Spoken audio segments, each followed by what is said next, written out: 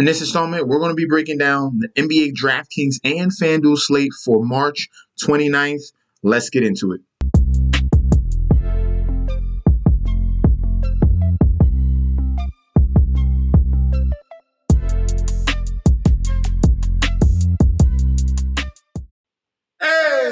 Welcome back to the channel. It's your boy Chef D, and I'm here to give you the winning ingredients for your March 29th NBA Draftkings and Fanduel slate. But before I deep dive into that, don't forget to like, comment, and subscribe to the channel.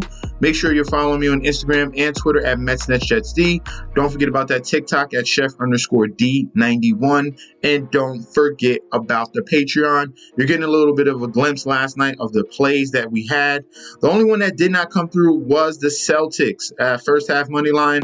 That one did not come through. Raptors won. Cavs covered +2. The Grizzlies won. The Hornets actually won the game, so that +10 was even better for safety. And the Warriors came back from down almost like 20 points, and they won that game as well. So almost had a clean sweep here on about 7 plays here. We went 6 out of 7, knocked it out of the park. So sign up for the Patreon right now. We're coming up on the Final Four. We're coming up on the NFL Draft. We're coming up on the NBA playoffs. The link is down below. Don't miss out. The futures are in there as well. Before we go position by position, we do have some outs and questionables. On both sides, it's pretty even. So I'm going to start with the questionable guys. Lauri Markkanen is questionable. Joel Embiid, LeBron James, Shai Gilgeous-Alexander, Kevin Durant is supposed to come back today on Wednesday. Middleton, Jimmy Butler, Jalen Brunson, and Miles Turner. Those are going to be the questionables. Definitely stay tuned to that news. If these guys are going to be in and out, it can definitely fluctuate value. On the guys that are out, Steven Adams is out. Paul George, obviously, he's out. Tyrese Halliburton, Keldon Johnson, Jordan Clarkson, Jeremy Grant, Devin Vassell, Anthony Simmons, Damian Lillard, Bogdanovich, and Jeremy Sochan as well. All those guys are going to be out. So you're going to pivot in those scenarios to the guys that are going to get more usage with obviously their leaders are going to be out. So let's go on to the point guards. At the point guard position, we're going to be starting off with Chris Paul. Yes, Kevin Durant is going to be coming back, and a lot of people are going to try to play him, but he's most likely going to be limited on minutes. This is a perfect matchup for the point guard position going up against the Minnesota Timberwolves. In a previous matchup already against Minnesota, Chris Paul had 50.5 fantasy points. His yearly average right now is at 36.8. He went well above that in his previous game against the Memphis Timberwolves. And that's because across the board, they're 30th in points, allowing 31.97, 30th in field goals made, allowing 11.50, 27th in field goal percentage, allowing 46% shooting. They're 30th in three-point percentage, allowing 38.5, 30th in free throw attempts, allowing 7.17, 27th in rebounds, allowing 7.92, 18th in assists, allowing 9.25, and even 27th in blocks, allowing 0.7 blocks per game. So this is a spot where Chris Paul can look like his old self. Hopefully we get a similar game to like he did against Sacramento where he had 43, or OKC Thunder where he had 51 fantasy points. That's the upside here when you're paying for Chris Paul at $7,300 in salary. Definitely someone we can consider. The next point guard will be Kevin Porter Jr. Coming back from his injury, their leader of this young, youthful team here in Houston Rockets. Kevin Porter Jr. is in a spot where he can have some fun and really explode against these Brooklyn Nets, all right? Brooklyn Nets game is going to be a lot of three-point shooting, especially going up against Houston. We'll get to someone on Brooklyn that we're going to look towards, but Kevin Porter is going to be the guy on the other side that we're going to use, all right? He had a solid game against the Knicks, 34.5, 41 against Memphis, 47 against Memphis, and then 35.75 against Houston. So these are some really nice numbers here. 48 against Boston, 48 against LA. So it's huge upside here. Alongside with Chris Paul, we got a nice tandem of point guards at a very middling price. You don't have to pay $9,000, $10,000, a superstar price here. You can go in that 8 to 7K range and get someone that can get you 40 to 50 fantasy points. So Kevin Porter is going to be someone we can consider. Let's go on to the shooting guards. for the shooting guard position, we're going to go with rookie Shaedon Sharpe for the Portland Trail Blazers, going up against the Sacramento Kings. For all my history of watching basketball, the Kings have struggled against opposing shooting guards, whether it's stopping that three-point ball, just scoring, period. It's a great spot for him, this youthful shooting guard that they have, and the fact that they're sitting Damian Lillard, no Anthony Simons. There's going to be tons of usage for Sharpe to show his talent. He is a very, very dynamic scorer. And in this matchup going up against the Sacramento Kings, it's a great matchup. 29th in points, they're allowing 32.53. 28th in field goals made, allowing 11.33. 28th in field goal percentage, allowing 45.7. They're 30th in 3 points made, allowing almost 5 a game. 25th in three-point percentage, allowing a 39% shooting clip from that three-point range. 28th in free throw attempts, allowing 6.22.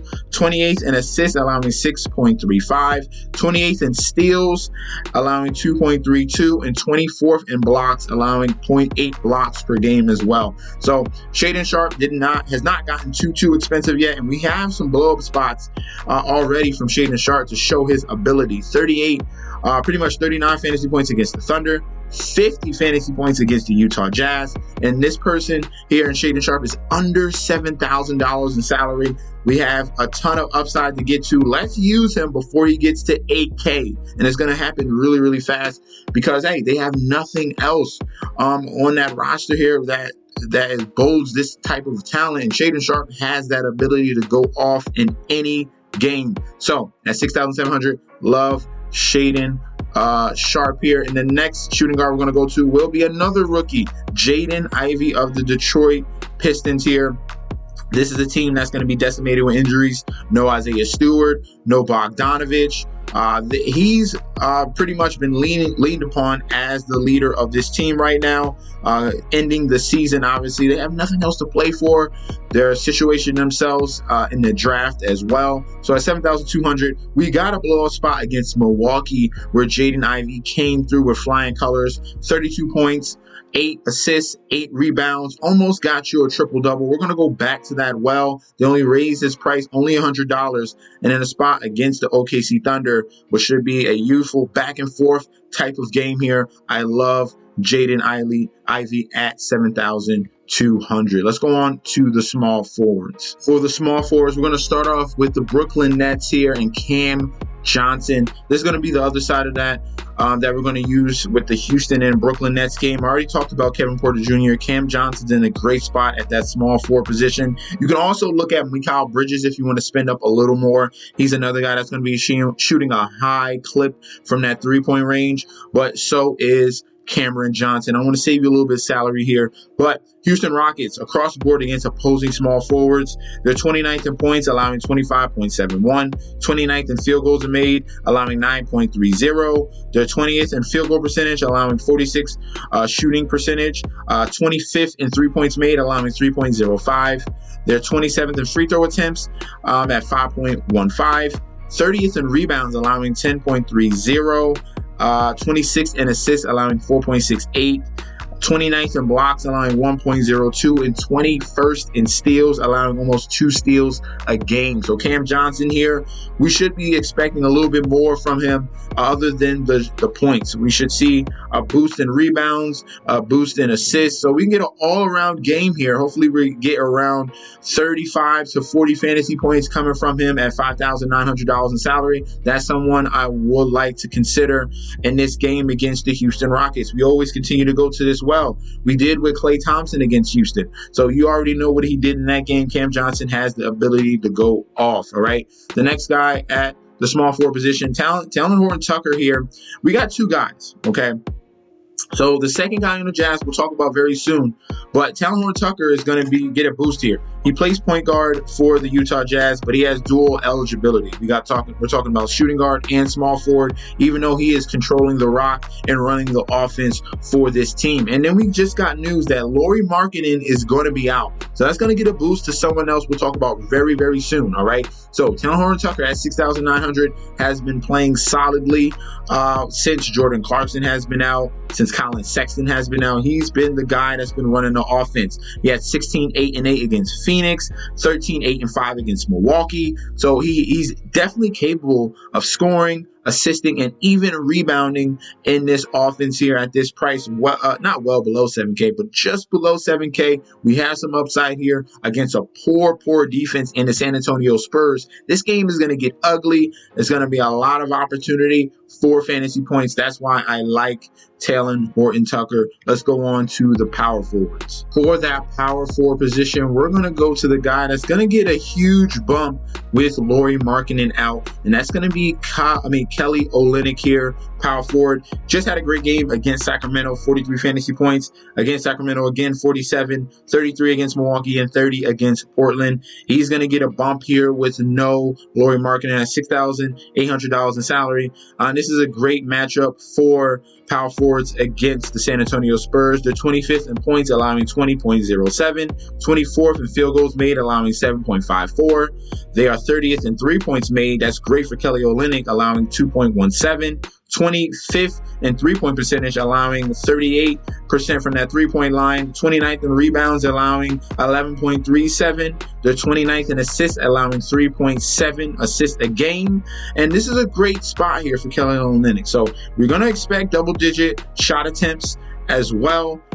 He's going to be able to get rebounds, and he's been very active here in the assist game. So between Talen Horton-Tucker and Kelly Olynyk, who is a very good big man that can pass, look at these numbers. 7 assists against Phoenix, 10 assists against Sacramento, and then 8 assists against Sacramento. Yet again, love Kelly Olynyk at $6,800 in salary. It's great that news just came out now. I gave you a nice gem right there. And then the next power forward we're going to look towards will be Triple J of Memphis here at $8,600 in salary against the LA Clippers. This is a spot where he excels from. Yes, he does get into foul trouble, but this is a spot that I cannot deny. We're going to have to take a shot here, and he does play better at home. All right, you see the difference in home and road games. Road games 32.9, and then at home games pretty much 39 fantasy points. That's more than his yearly average. And in a previous matchup against the Clippers, he had 41 fantasy points here.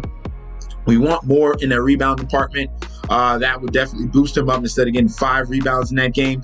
We're aiming for a double-double. Definitely has that type of upside. So Jaren Jackson is someone that we can go towards. Let's go to the center. For the centers, I love attacking the Chicago Bulls with bigs. And this is a homecoming for Anthony Davis. So I expect him to show up and show out against these Chicago Bulls here. He's almost my thumbnail, but I definitely liked Jalen Williams, power forward, who we're going to talk about right after. He has a little bit of dual eligibility, but that's going to be the guy we're going to focus in on. But Anthony Davis here at $10,600 is someone that should excel in this matchup. The Chicago Bulls are struggling against opposing centers.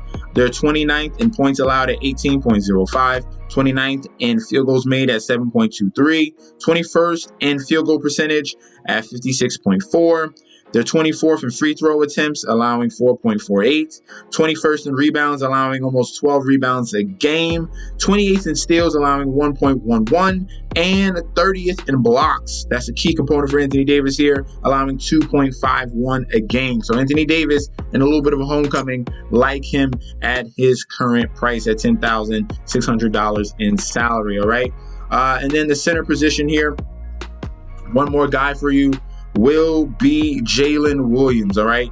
Hold on. It's with an L.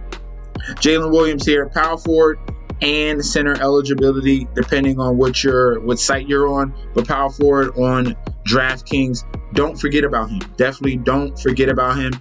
This is someone that has emerged, and he's been putting up big performances like you see against the Charlotte Hornets. This is another prime matchup against the Detroit Pistons. We'll talk about a bottom feeder team where this big man here can definitely excel, okay? They've been playing small. They've been using him at that power forward and center position. So he has a lot of upside. He's emerged out of nowhere, and we played him recently, and he came through with that 48.75. We're going back to that well. They did increase his price, but it is well worth it, man. He is very active. He can score the basketball, shoot the three for his size, which is very, very surprising. He's so good defensively. He had 4 steals against Charlotte, 2 against Portland. Love Jalen Williams at his price at $7,200. Let's go on to FanDuel for the value plays.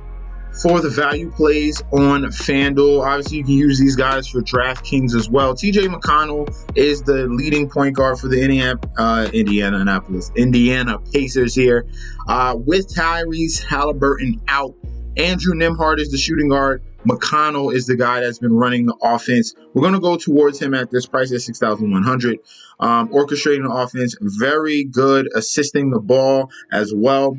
He had a good game against Dallas where he had 34.5 fantasy points. Another good performance against Toronto, 32 against Philly, and 40 against the Milwaukee Bucks. So McConnell has some upside here. Definitely someone we can consider, especially since Tyrese Halliburton is going to be out like him at his price, all right? Ochai Agbaji for the Utah Jazz is going to be the shooting guard we're going to talk about.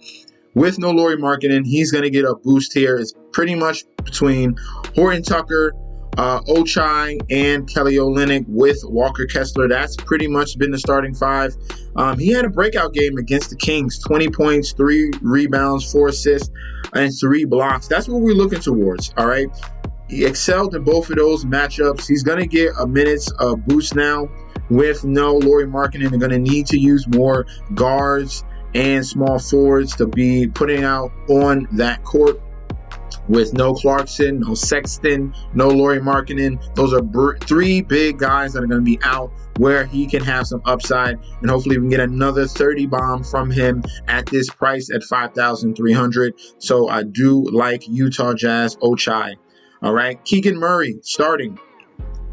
Power forward for the Sacramento Kings. He's been very up and down, inconsistent season in his rookie year. Hopefully he can develop and really turn into something very more consistent next season. But this is a spot here for the Sacramento Kings where he can have a blowout spot. And he does have a few here and there. 30 against Utah, 36 against Utah, 37 against Washington. This is another good spot here.